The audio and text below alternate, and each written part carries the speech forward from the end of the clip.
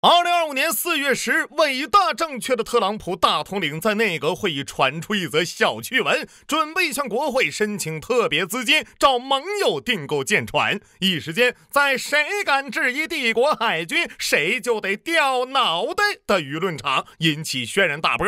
而就在前一天川老师刚刚签署行政令，宣布要投入大量资金用于造船，以重振美国造船业。等会儿说好的要 make 造船 great again 呢？你这怎么投的比法国还快呢？我再一查，看我就说肯尼迪号今年指定没法交付吧？啥？伯克还要涨价了？不是，2025年的关税战跟你这艘2019年开造的核潜艇涨价有毛关系呀？我操，拿保鲜膜修军舰？大家好，我是51还在996的星辰。毫不意外咱们频道的指定内容赞助商又整活了。我实在没想到能把这玩意儿水成年砍。作为未来30年重振帝国海军的希望，每每提及福特级航母、星座护卫舰、哥伦比亚核潜艇，总有人说只要他们顺利交付，一切都会赢起来的。那么今天就让我们一起学习一下这批开造10多年的帝国新锐的史诗级进展。转发加3连，这就是海军，听美利坚说。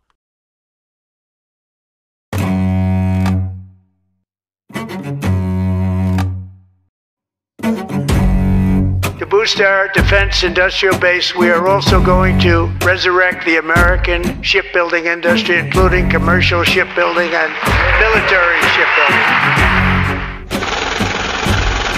America is back.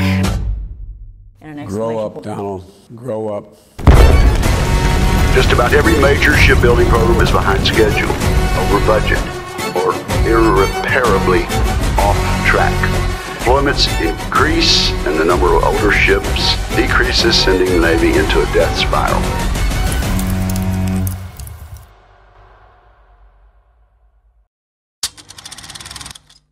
经常当总统的都知道，特朗普2.0的竞选主张就是减少浪费。上台后第一时间谕旨马部长督促吞金兽五角大楼制定削减计划，未来5年每年减 8%。2月13号，川普又喊出美国军费可能削减1半，一句话让洛马通用股价跌得差点叫爸爸。但据最新消息，特朗普已经批准了首个创纪录的10000亿美元国防预算，军费减了吗？如减。川普表示，10000亿预算是为了美军能购买未来需要的新装备，在今后几年拥有无可匹敌的军力。但这计划是远看龙泽罗拉，近看车水老八，这我可就得说道了，因为钱真不够关于省钱炮舰朱姆、理财严选彬彬、佳美物联福特、环保导弹战斧等老爷们匠心制作的美元的1万种小花法，我之前专门出过视频，新观众可以回顾下。而就在川普批准10000亿预算的4月，星座级护卫舰率先爆出猛料。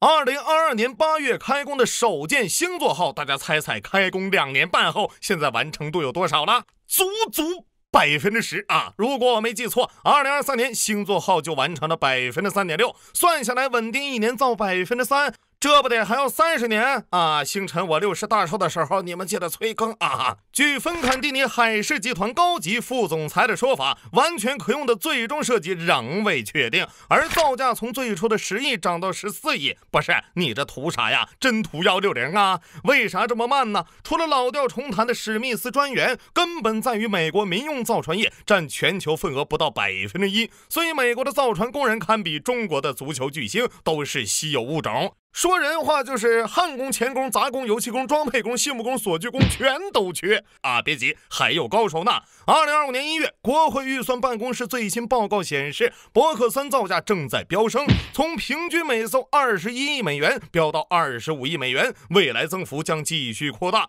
连 PPT 都没定的下一代驱逐舰 DDGX 也被下了病危通知书，也是成本上涨工期延误，海军笑赚之船白。对了，海军的2025年造船计划清楚写着 DDGX 2032年开工，但海军自个儿人表示呢，臣妾做不到首舰开工最快只能2034年或更晚。我不得不提醒一下大家，今年才2025年，说真的啊，现成的作业都抄成这样，川宝你也别军舰外包了，直接买现成的。日本最上号啊，韩国世祖大王号，任君挑。弹幕里的吴彦祖可能要问了，既然新军舰贵，造的还慢，那我把老军舰修修凑合用，是不是又快又省呢？国会老爷也这么想啊。2024年12月，美国政府问责局发布了一条报告，海军浪费18.4亿美元用于维修4艘从未重返大海、已被海军退役的军舰。主角啊，正是美国海军老牌舰将提康德罗加级巡洋舰。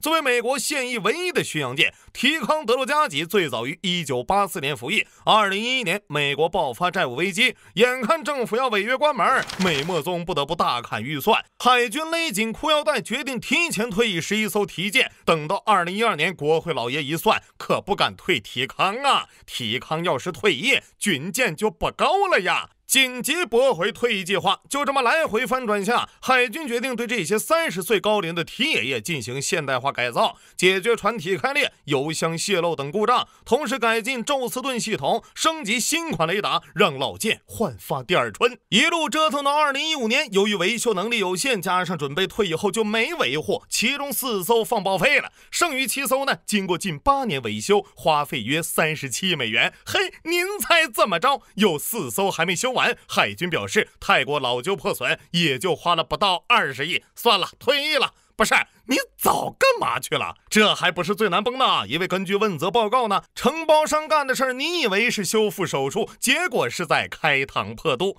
如维克堡号更换声纳罩时呢，维修工人尝试了足足13次，居然还没法重新安上加压罩。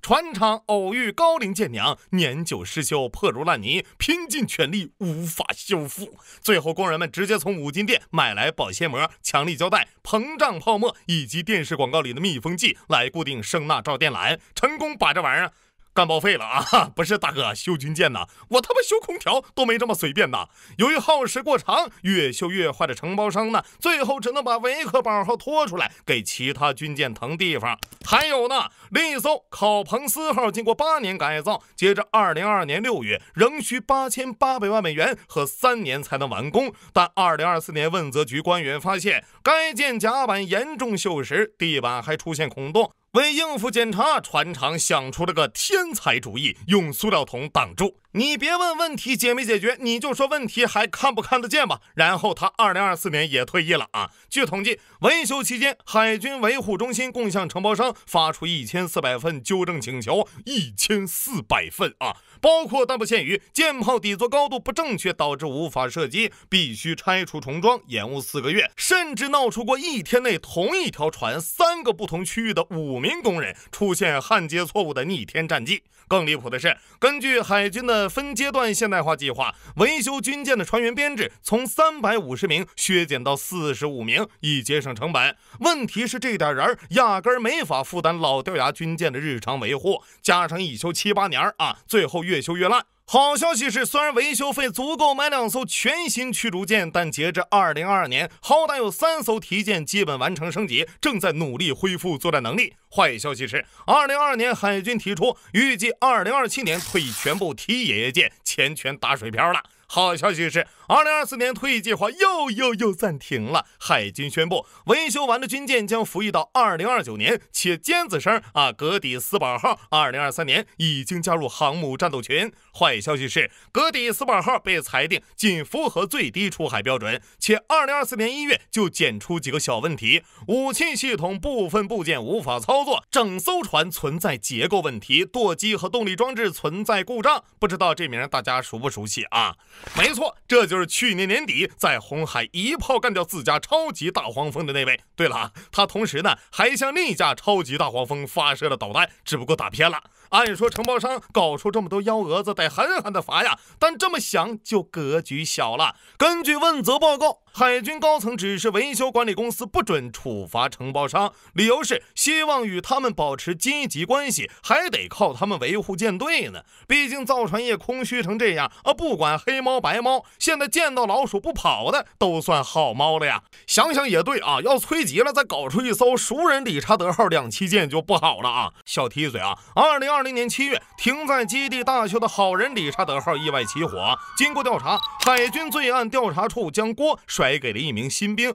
指控此人因不满退出海豹突击队训练，恶意纵火。随后，联邦直接越过美军机构，出动 FBI 和烟酒枪炮及爆炸物管理局联合调查好人为啥变熟人。这个烟酒枪炮及爆炸物管理局啊，与国税局齐名，正是美国历史上导致黑帮泛滥的禁酒运动主角。最终，联邦政府的调查结果与海军完全矛盾，没有证据表明新兵与火灾有关，而是5名海军将军在内的34人失职导致。根据调查，火灾原因包括训练监管不足、危险品储存不当。火灾当天，船上的所有热传感器、洒水装置及应急系统全都没开，船上216个消防站只有29个能用，807个便携式灭火器中只有15个正常运转。当然了，国会老爷只需要打钱就行了，海军需要考虑的就很多喽。这不，海军已经启动驱逐舰现代化 2.0， 又要对23艘老旧伯克进行升级，预计耗资100亿美元。只能说史密斯专员也太好赚了。虽然新舰制造略有加价，老舰升级稍显拉胯，不新不老，维护爆炸，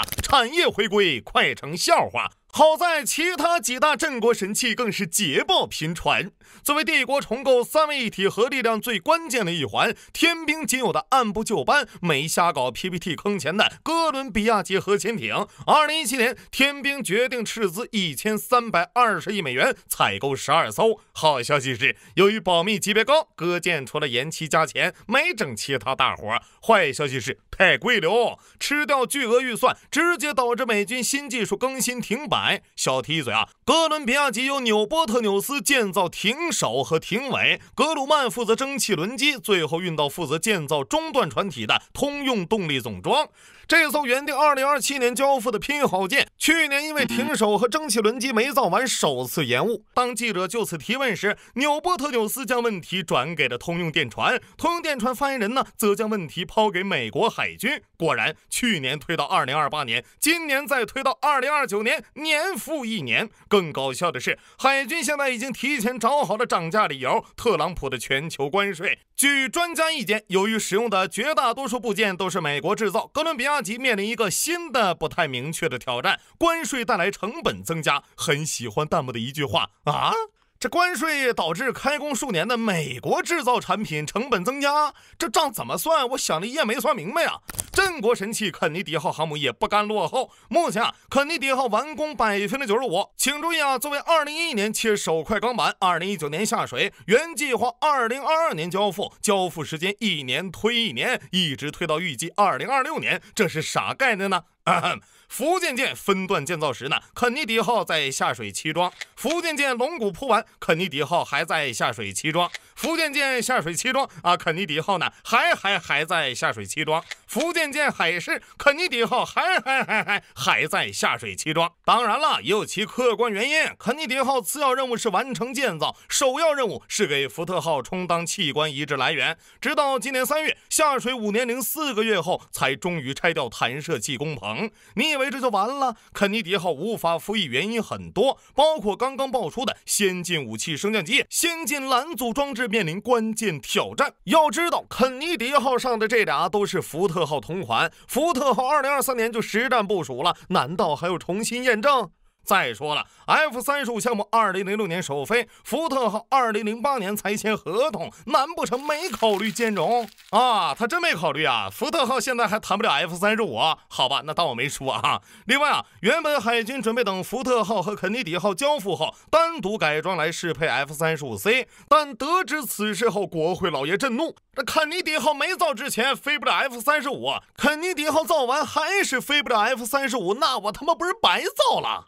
于是，在2020年国防授权法案中明确规定，除非肯尼迪号能搭载 F-35， 否则禁止海军接收。2020年，海军不得不与造船厂又签了一份9位数的升级合同，看情况啊，是还没干完。最后咱一起盘一盘，1号舰福特号耗资125亿，比原定交付时间晚4年；2号舰预计耗资129亿美元，比原定晚7年；3号舰企业号135亿美元；4号舰140亿美元，延期还在累计。不是谁家工业品越造越慢呢？对了啊，美国宪法规定美军必须拥有11艘航母，如果尼米兹号退役时肯尼迪号仍未入列，美军只能效仿福特号法定服役。你别问有没有战斗力啊，你就说是不是11艘吧。我有一计，请诸君静听，建议肯尼迪号改特朗普号，只要川普一纸行政令，今年部署不是问题。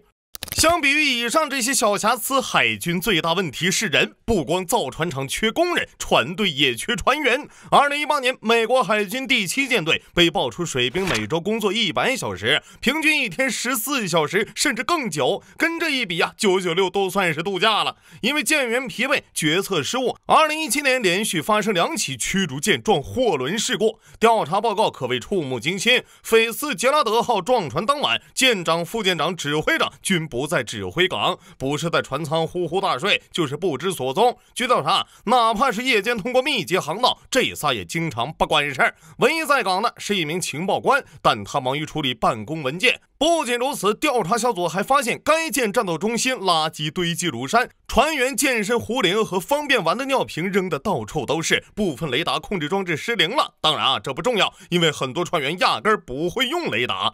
直到碰撞前1分钟，菲斯加拉德号才反应过来，7名水兵在梦中被淹死。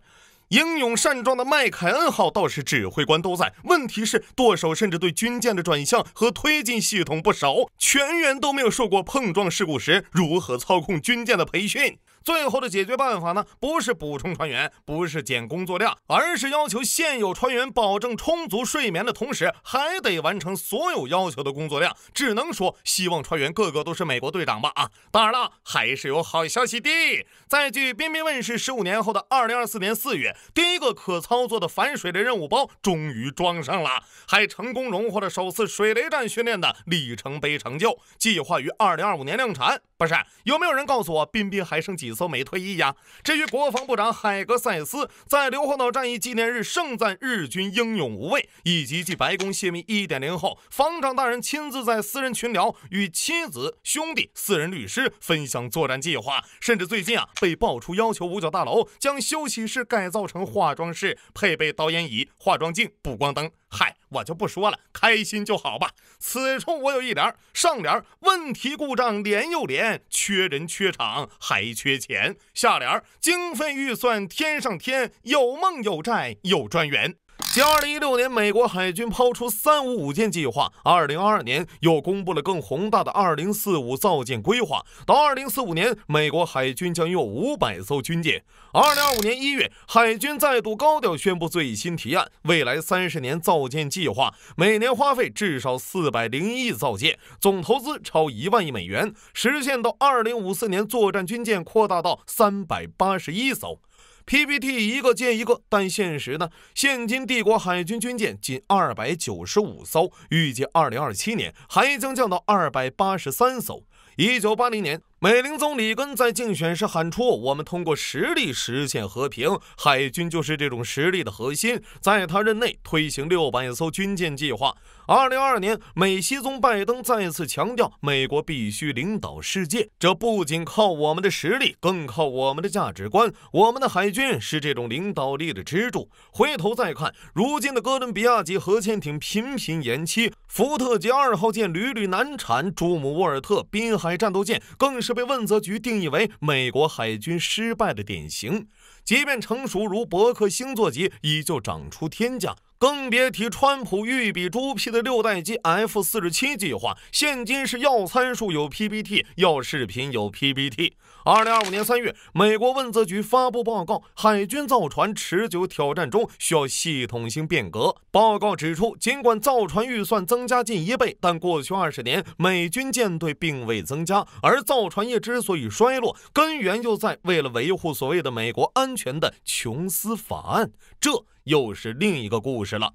如今，美元铸就的权杖生出铜绿，从底特律铁锈带漫向华尔街无尽金箔，航母威慑的霸权千疮百孔，自燃烧的2栖舰沉向国防部的赤字漩涡。当年用民主子弹击穿柏林墙的国度，正在用对立撕裂拆解自由女神。历史也许不会重复，但总会压着些韵脚。